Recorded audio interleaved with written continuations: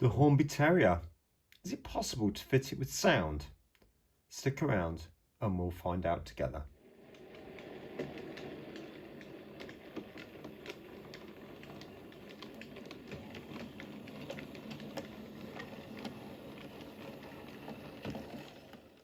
Well, good evening everyone and welcome back to Piccadilly Sidings. Now, you might remember from a few weeks ago, we had the little fiasco with the Terrier, and I got a Hornby one in the end. And this, I have to say, is gorgeous. And when I looked at it before, I thought it was gorgeous, and I still think it's gorgeous. So it would be good to see if we can get sound into that. Now, as you can see, I've got a sound chip there. Now, I actually bought two of those from UChoose. Obviously, you can get your sound from wherever you choose to do that. But I'd like to try and fit sound into both of these. Okay. Now, this video is only going to be about one of them, and particularly this one. And I will do that one privately and just show you when it's done. Okay. So let's get to it. And we'll take these both out of the box, and or both of those two, I mean, out the boxes, and we'll get the sound fitted. Okay. Right, welcome back. Now you can see I've got the UChoose website open, and they did say that I could use this a few weeks ago. Oh, get it back. And I've also gone to the install guides, which is just down the side here, and you just scroll down to find the locomotive you want. And you know, if you're looking to install a sound decoder, it's well worth a look, because they do different options that you can have a go at. There's certainly a couple in this one, but I'm going to stick to the top one. Now, the first thing I need to do is to take the body off. There are two screws to undo. There's one just there. I need to pop off this coupling. There we go. And the other screws right underneath there. And then hopefully the body should just lift off. How easy was that? No fighting, no battling. It just came off. Okay. Right, now just zooming in on that, you will be able to see that they have used this frame over the motor. Okay, if I hold it there, and then this chip arrangement or decoder arrangement sits in that little clip there. But what I've done, because the guide says cutting this portion off down here, cut that part off, I've gone ahead and molded my own version of that with just a stub end, so I don't have that bit there to cut off, because I wanted to preserve that part just in case things have gone wrong. Okay, so I've got a very similar arrangement to what's in the picture, but my next job is to now take the motor out and unsolder the wires to the varying parts. So I'll join you back in a minute. Right, so the first thing I'm going to do is to remove that motor mount that I made. So take off all the tiny little screws very, very carefully. Is it there? Yeah. All right, so I'm going to put that nice and safe, leaving the screws in there. Now, what I am going to do, you can see there's a wire broken on that, and I did that. It wasn't like that from the factory, I have to be honest. Let's bring the lamp over a bit more.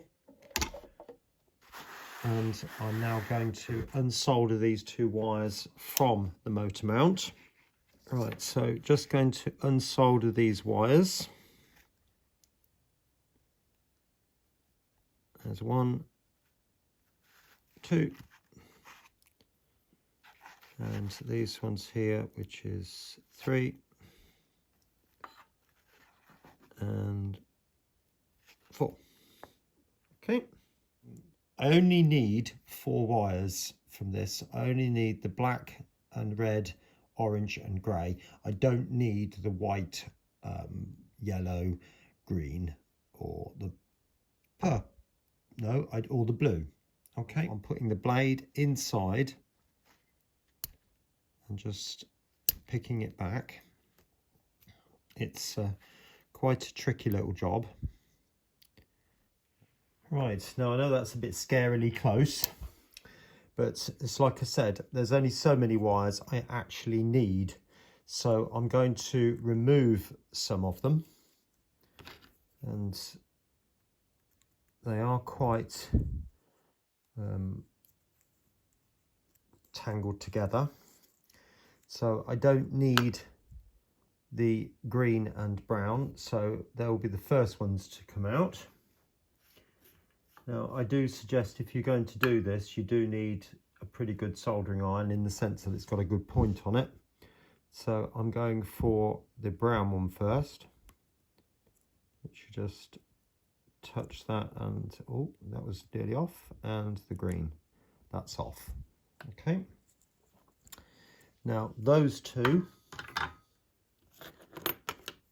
these two here, these purple ones are the speaker wires, so we need to keep those. So the only two left now to remove, if I just peel those two back slightly, are the white and yellow. So again, just going in very gently, move the white, and there's the yellow. And to be honest with you, I don't really need the blue either, so let's take that one off. Right, having established which wires I need, I'm now going to wrap the decoder in Kapton tape, which is this stuff. Now, what I have found, it's very good stuff, in the sense it's great for electrical installation. It's thin, but you can't touch it. If you touch it, the sticky bit, it won't stick. Just going to weave this round the decoder. Now I know that all the other wires are still there, but we're going to cut the plug off in a minute. So just around like that, and I'm going to go over the edge just a little bit as well. So the decoder is now wrapped nice and snug. So just right, so the next thing I'm going to do is to unsolder the speaker, because the speaker is just going to sit on top of the decoder, so that the speaker wires really only need to be about that long, so less than a third of the actual overall distance. So let's go ahead and cut that down. Now I am going to cut one slightly longer than the other, so one about there, and then just married up with the width of the speaker. So one wire will go there, and the other one will come about there. Okay, now unsolder the speaker wires. Right, now this is the scary bit, as now is the time to cut the wires on the decoder. So I've already done those two wires so that the actual speaker will mount on top. Now we've got the red and black wires going underneath. So what I think I'm going to do is, that's going to sit there like that. So I only need them about that long. So I think I'll cut all four at that length. All right, hopefully you can see that. So the red and black are slightly shorter than the orange and grey. Now the motor does clip out, so what I will do is solder those on first. Now as far as I know, the orange and the red are motor right, and obviously the grey and the black are left. Okay, now the motor sits in there like that, so that the orange will go to that one and the red will go to that one just there. So let's get that done. Now hopefully I just need to touch, and that will get it. Yep. And the grey to that side.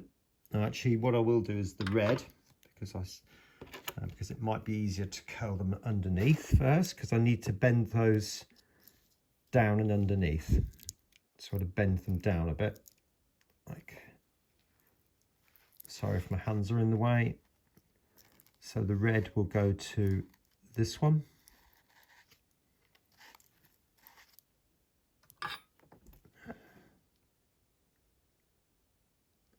and just flatten that off a bit. Soldering iron wipe. And the grey, try and bend it across like that. Yep, and the black, very similar way.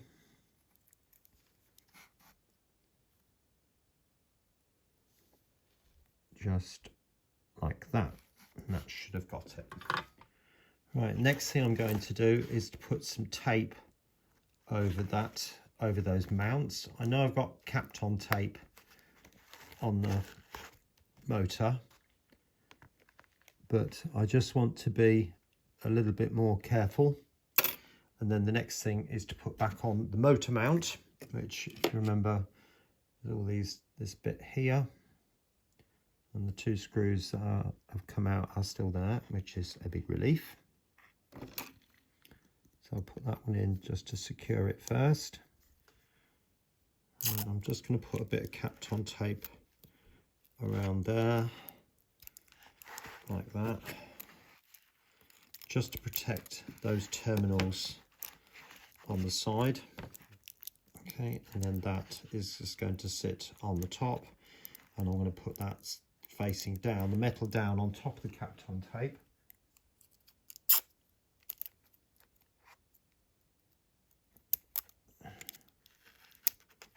Bit of tape around the decoder.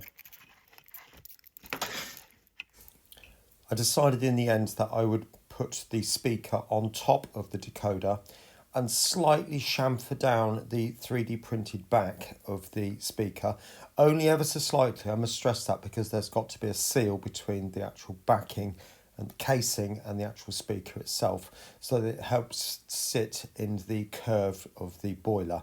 Okay, and it did take a bit of fiddling about, but it did go in the end. Right, so I did manage to get the screws on. Like I said, it is very tight, and what I was finding is the tighter I tightened that screw, it started to bend this part here. So it's a compromise. It's not completely home, but it's a case of loosening the back off and just tightening down a little bit so I can get an acceptable fit. And I think, to be honest with you, that looks acceptable. And particularly if I put an element of weathering on it, I certainly wouldn't go very heavy on these because I want them to look preserved. But I might put a little bit on, you know, just a tiny bit of streaking. But anyway, let's get it on the layout and see how it runs.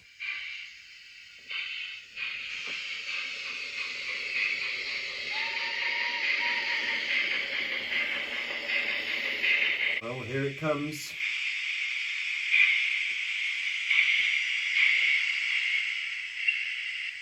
Bring it in slowly, open up and stop it in the right place.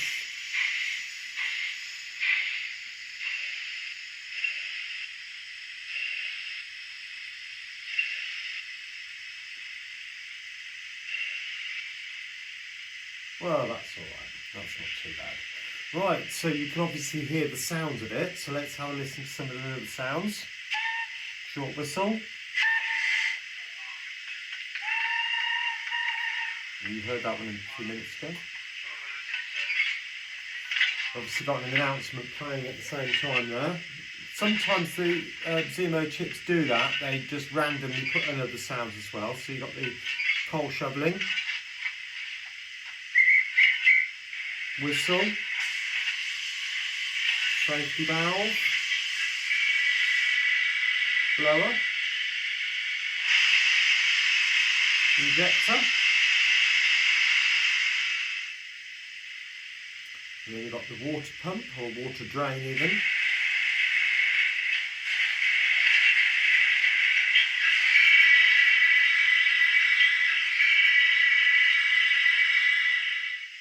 And a little whistle. That's supposed to be buffers. And then you've got the volume up and down like you do have. You do have, with the Zemo chips, you do have a brake, and you also have the function to turn the volume up and down via a particular function, which is always functions 27 and 28, particularly with U-Choose anyway. So let's just have a quick look at it running.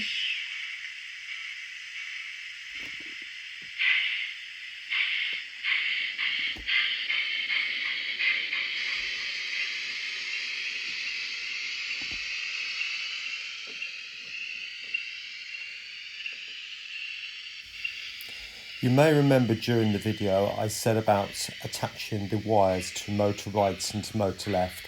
I did actually get it in the wrong way round because the loco was facing the camera, so that the left hand side would have been on the right, if that makes sense. But I left it as it was, but I corrected the whole situation by going into CD29 and adding 1 to the value that was already there, and that switched the orientation of the loco.